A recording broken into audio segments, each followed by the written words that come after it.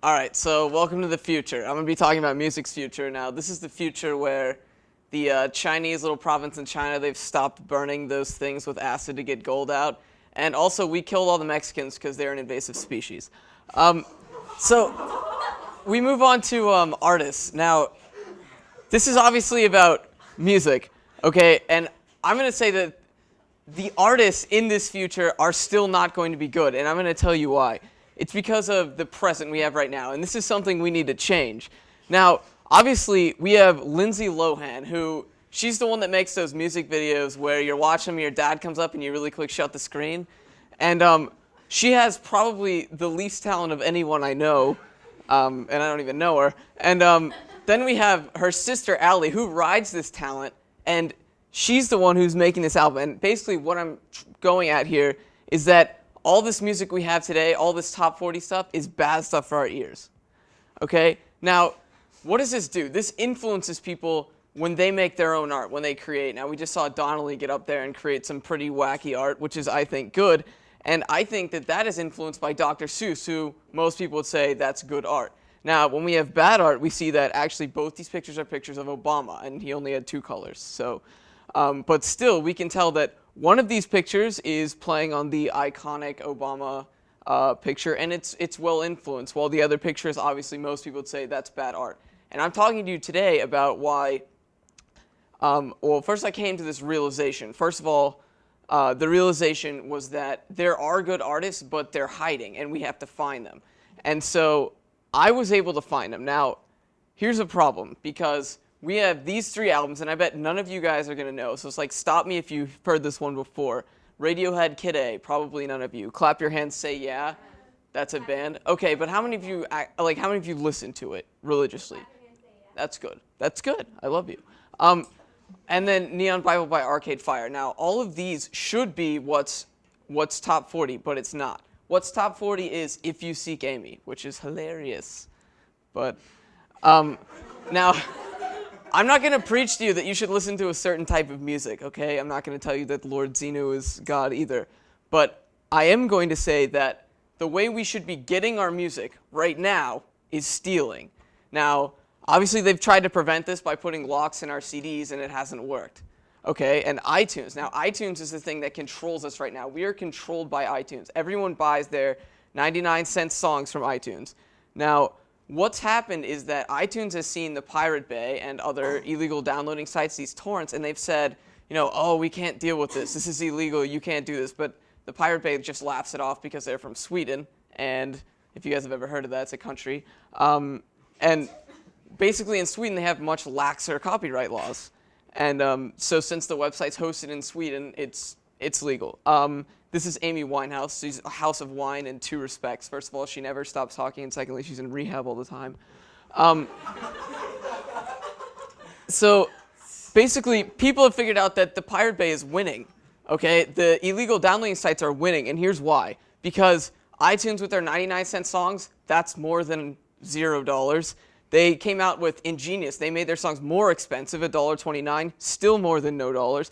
And the big thing about that is when you buy these expensive songs, you're getting quality that's 256 kilobits per second. But if you download from the Pirate Bay, that's the minimum quality you're going to get. The maximum is up there in like 300, 400 range. So why are we not? Why is everyone not doing this? Why is iTunes still have a huge share of the music market?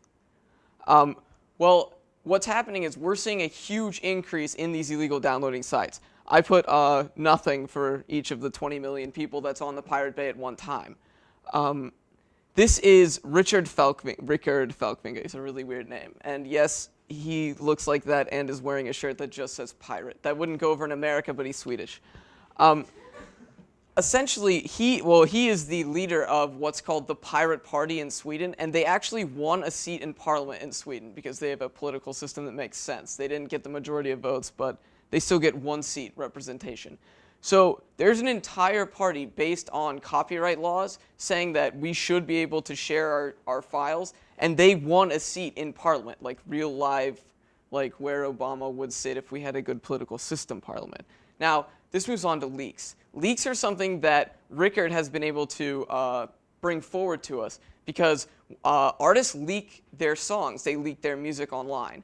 Now, I don't think that anyone in here is going to like go online and look for a Britney Spears leak. Now, the leaks that we look for are these good bands, these bands that we want to be influencing us. These are the leaks that the artists, they record their music, and then they come in, they give their little CD that's finished to some of the people in the studio, and the people in the studio are nice enough to illegally share it with all of us. The problem is our generation is an ADHD generation. We're obsessed with sparkly vampires and other things that aren't going to reflect well on us in 50 years. And that's because we're so obsessed with fame. Now, I bet you guys are going to look at this and say, wow, she has a really nice singing voice. But first of all, that's not true. And see, that's the problem with today, is that we're so obsessed with fame, and we see people like Miley Cyrus, people like Britney Spears, and only one guy I can think of got this right, and that's Chris Crocker when he said, leave Britney alone. That's exactly what we need to do. We need to leave Britney alone because it's sick, our obsession with fame, and we put that much higher than talent on the list of priorities, even in top 40 music. Now, accessibility. It stinks, really, it does. Accessibility is the worst thing out there because it takes these genius artists and it dumbs it down for stupid people. And I don't think that's a good thing. I think we need to get rid of this accessibility, let artists create good music, and don't let them be affected by these major companies. Now, that's why I'm advocating currently that we steal our music, which means save your change. Don't spend 99 cents on something that's as invisible as that kid's talent in acting, or just save your 99 cents. It's worth it. You'll get the same music and it's free.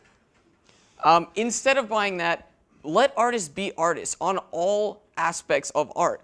Let them draw you something, make you shirts. That's where we should be spending our money because that's physical. I can feel it.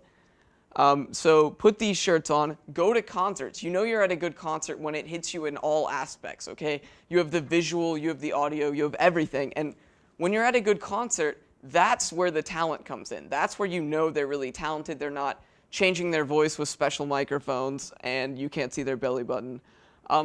You are the king of music, okay? You're not a creepy king like this guy, but you're the king of music. And what that means is that you control the industry. What we're doing, we are the target audience right now. What we're doing is shaping how the music industry is going to unfold. And that's what's going to bring the future. The future, unfortunately, can't be stealing because that isn't going to last long enough. But some artists have recognized the future, like Radiohead when they released their album In Rainbows. What they said was, you go on their site, you pay what you want for it. You can pay nothing, you can pay $100,000 million trillion dollars, which isn't a real bill. But you can pay whatever you want for it, and that's foresight, and I think that is the future of music. That is also going to lead to more creativity, because these people that right now have to release through a label, they have to filter their stuff down. Now, hopefully none of you in this room would think two short people that look creepy getting married is going to be a best-selling album by the Decemberists, but that's the kind of stuff, that's the kind of genius that they know, that style and design, that's what's going to get them there. And so they put this just in their album. This is just a little handout in their album. But that's the kind of thing that we should be looking for from all artists. We should demand from all artists if we pay for their music. Now, that's why the market is going to change. And the future is going to be a market. This is Clap Your Hands, Say Yeah. And their first album, which I showed you the cover for before, they self-released that. Completely self-release, which means no labels. It was all spread through word of mouth. That is possible, and I think that's the future, because artists are going to determine how much you pay for their music. And if it's too much, you're not going to buy it, and they're going to have to lower their prices. And I think that is going to let them be entirely more creative. They're going to be on a new spectrum. We're going to have much better music production, and everyone's going to be listening to music that fits them, because artists are going to be producing what they want to produce. And so that leads me to the final thing, is that it's our job to kill these labels. Essentially, right now as it exists, anything big is our enemy. Obesity, okay, Russia, these are things that are our enemy. And also, labels, okay? The music industry is controlled, as most things are, by giant people that are mean, that I hate. And so we need to kill them. We need to get rid of them, these labels, so that artists can release their own stuff. And what the final statement of my presentation is that music can mean something.